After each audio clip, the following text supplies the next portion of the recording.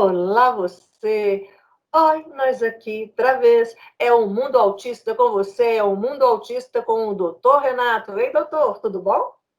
Tudo bom, Anselmo? Prazer estar de novo aqui com vocês. Para mim está tudo ótimo. Esse programa com o senhor está bombando, está muito delicioso e eu estou organizando a minha cabecinha. Olha só, o meu aluno já entrou na escola, ele conseguiu passar pela matrícula. Mas e agora? A família está apavorada. Como é que essa escola, por dentro, tem que ser para ser uma escola inclusiva?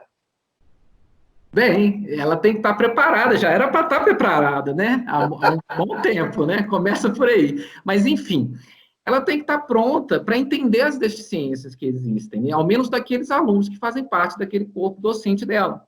Então, a escola, ela tem que ter, de imediato, ela tem que ter capacitado o seu corpo de funcionários. Eu não falo só professores. Então, desde daquela pessoa que está na portaria, que recebe os alunos, até a parte, claro, dentro da sala de aula, a parte pedagógica, a parte de cantina, de fornecimento de alimentos. A gente tem também essa questão da seletividade alimentar, do autismo, é bem presente. Enfim, essa escola, primeiro, como eu bem disse, no primeiro programa que nós gravamos aqui, em relação à necessidade da sociedade, saber das deficiências, saber o que fazer, como se portar, como, enfim, entender a necessidade do próximo, isso independente da deficiência. A gente tem que se colocar no lugar da pessoa e entender a necessidade do próximo. É algo que ultrapassa conceitos fechados, né?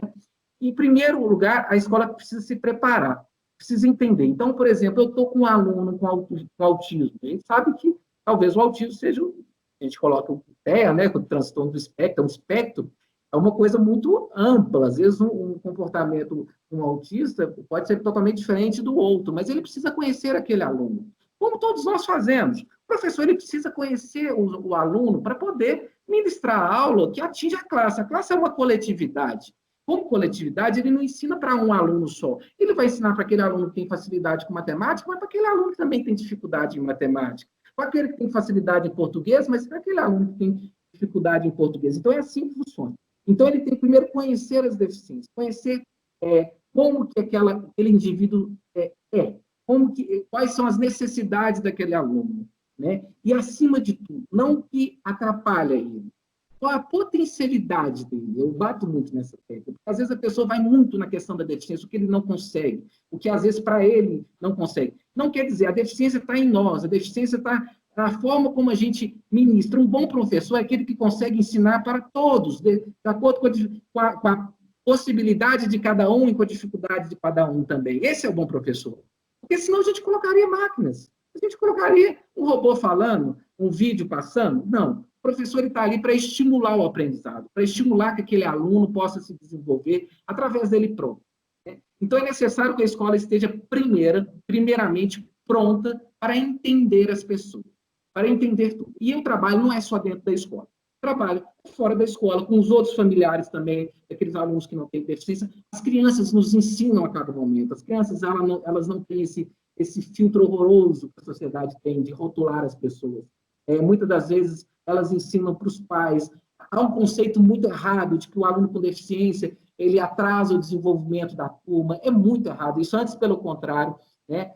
Ele proporciona um enriquecimento muito maior no adquirir o saber, porque aquele aluno que não tem deficiência vai aprender de outras formas também. Eu digo, sempre digo, eu assim, me sinto muito de nunca ter estudado com um outro aluno com deficiência na minha sala de aula, porque o modelo era completamente diferente, as crianças não estudavam, enfim, sempre estavam à margem ali do sistema de ensino. Hoje eu vejo que, com o nascimento do meu filho, Selma, me despertou para o mundo isso, o quanto eu vivia dentro de mim de forma errada, e que eu poderia ter, desde pequenininha ali dentro da sala de aula, ter aberto isso para o mundo, com essa consciência que eu não tinha. A escola ela precisa se preparar tecnicamente para entender as deficiências. E, claro, quando ela entende a necessidade do outro, a possibilidade e a necessidade do outro, ela vai se estruturando. Então, por exemplo, ela começa, se tem um aluno cadeirante, ela necessita de ter uma rampa de acessibilidade física, entendeu? Então, ela vai ter que ter uma acessibilidade física ali. Ela vai ter que ter Por exemplo, no caso do autismo, outras deficiências, como deficiências intelectuais, ela vai precisar, muitas das vezes, de um profissional de apoio escolar dentro da sala de aula, para possibilitar também a interação entre aluno, entre os outros alunos e o professor regente. E isso, assim, é pano para outro encontro, porque a gente falar um pouco desse profissional de apoio, é falar um pouco do professor de educação especializada, qual que é esse papel, enfim.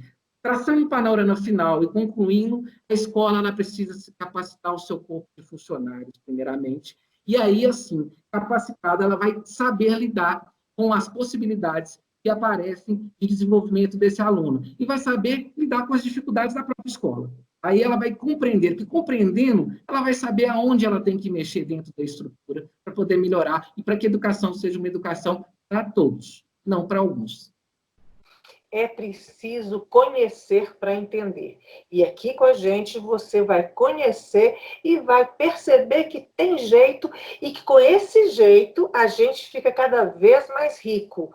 Nós vamos falar então desse profissional de apoio em sala de aula, nós vamos falar da diferença com o cuidador, a gente vai falar quando que é bom, quando que não é. Olha, se eu fosse você, eu ficava com a gente. E se quiser mandar uma sugestão, tirar uma dúvida, coloca aí nos comentários para gente, que a gente atende rapidinho. Depois o Victor me coloca louca, mas a gente atende sim. É isso aí, doutor Renato, muito obrigada, viu? Obrigado a você, Selma. Até a próxima, então, pessoal. Tchau, tchau.